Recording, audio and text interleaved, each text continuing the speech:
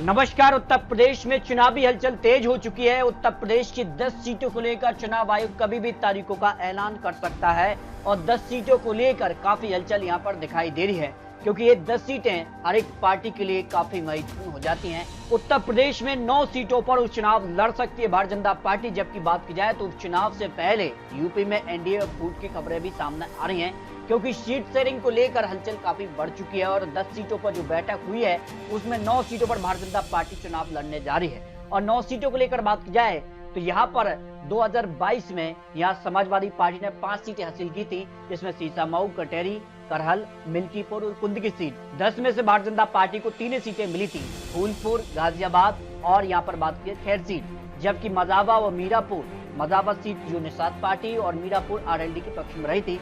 लेकिन इस बार जो है निषाद पार्टी और आरएलडी का एनडीए में गठबंधन हो चुका है।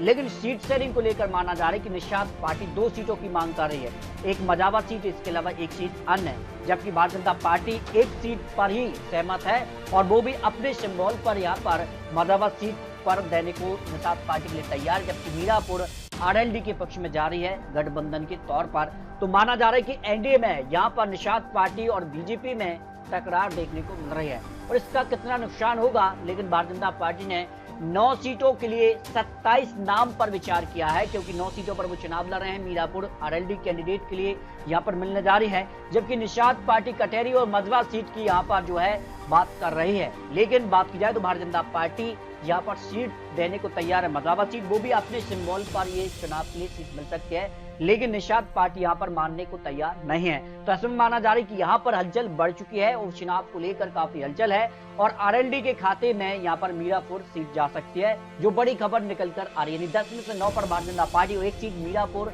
आरएलडी के पक्ष में जा रही है, क्योंकि इस बार अग्नि परीक्षा की तरह ये सीटें देखी जा रही हैं और किन किन सीटों पर भारतीय जनता पार्टी को यहाँ पर कड़ी टक्कर देखने को मिल रही है। देखिए, करहल सीट की बात की जाए तो 1.25 लाख से ज्यादा यादव वोट बैंक है और कुंद की सीट पर 60% से ज्यादा मुस्लिम मतदाता है और यहाँ पर सीसामऊ पर 45% से ज्यादा मुस्लिम मतदाता है। मिल्कीपुर पर दलित प्लस यादव करीब 2 लाख हैं और फूलपुर सीट पर दलित प्लस यादव करीब 1.5 लाख से ज्यादा हैं। तो ऐसे में ये सीटें भारतीय जनता पार्टी के लिए यहाँ पर अग्नि परीक्षा की तरह देखी जा रही हैं। 2024 लोकसभा चुनाव में बात की जाए तो कौन आगे दिखाता है इन 10 विधानसभा सीटों में से।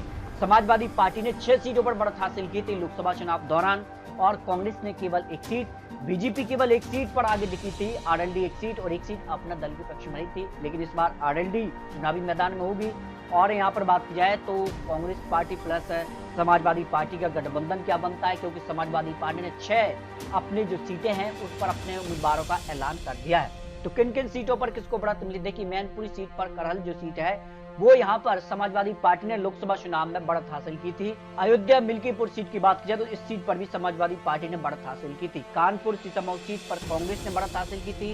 इसके बाद की बात की जाए तो अंबेडकर नगर कटेरी सीट जो है उस पर भी समाजवादी पार्टी ने लोकसभा चुनाव में यहाँ पर बढ़त हासिल की थी। भारतीय जनता पार्टी से ज्यादा वोट शेयर रहा था। यहाँ पर मिर्जापुर मजावा सीट पर अपना दल ने यहाँ पर जो है ज्यादा वोट शेयर हासिल किया था, जबकि यहाँ पर बात की जाए तो मजावा सीट जो है निषाद पार्टी यहाँ पर दावा कर रही है सीट को लेकर बीजेपी से कि ये सीट उनके लिए मिले, जबकि मुरादाबाद कुंड की सीट पर समाजवादी पार्टी ने यहाँ पर बढ़त हासिल की थी। अलीगढ़ खेर सीट पर समाजवादी पार्टी, प्रयागराज फूलपुर सीट पर भी समाजवादी पार्टी ने लोकसभा चुनाव दौरान बढ़त हासिल की थी, जबकि गाजियाबाद सदर जो विधानसभा सीट है इस पर बीजेपी और यहाँ पर मुजफ्फरनगर मीरापुर सीट पर आरएलडी ने बढ़त हासिल की। इस तरह से अगर बात की जाए तो लोकसभा चुनाव के तर्ज के आधार पर ये चुनाव है भारतीय जनता पार्टी के लिए चुनौतीपूर्ण रहने जा रहा है। और बात की जाए विधानसभा चुनाव में हमेशा फायदा सत्ता पक्ष को मिलता है, तो इस बार कितना फायदा मिलेगा, क्योंकि जो चुनाव होना है उनमें 3 सीटें भारतीय जनता पार्टी, 5 सीटें Samajwadi party, 1 seat Nishad party और 1 सीट आरएलडी की यहाँ पर खाली हुई है। तो क्या समाजवादी पार्टी अपनी 5 सीटें बचा पाएगी? क्या भारतीय जनता पार्टी में इजाफा करने जा रही है? निषाद पार्टी अगर गठबंधन में चुनाव नहीं लड़ती है तो क्या अलग से चुनावी मैदान में होगी? मायावती जी की यहाँ पर जो पार्टी है बीएसपी वो भी यहाँ पर चुनावी मैदान में होगी। लेकिन उत्तर प्रदेश में बीजेपी जो है गिरावट देखने को मिल रही है। 2019 में 62 सीटें लोकसभा चुनाव में, लेकिन इस बार 2024 में 33 सीटें यानी -29 सीटों का नुकसान हुआ है और इसी 29 सीटों का नुकसान बीजेपी के लिए चिंता का सबक है। समाजवादी पार्टी इसी जीत के साथ है इन 10 सीटों में यहाँ पर कई सीटों पर जीत का दावा कर रही है। तो समाजवादी पार्टी को इस बार 32 सीटों का फायदा मिला है। कांग्रेस पार्टी को भी 5 सीटों का फायदा मिला है। बीएसपी को भी जबरदस्त नुकसान अब देखने को मिला है। 10 सीटों में से फिलहाल अब 0 यहाँ पर सांसद उत्तर प्रदेश में बीएसपी का है। इसके बाद बात की जाए तो पीडीए गठबंधन क्या बनने जा रहा है।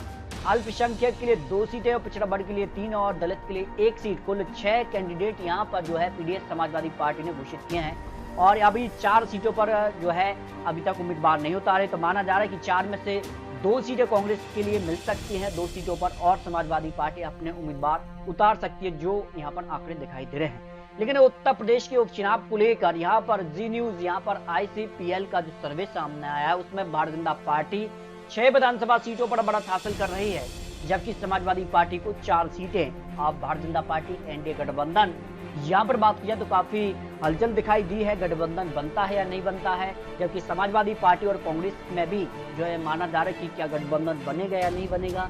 ये काफी महत्वपूर्ण होता है उत्तर प्रदेश के लिए।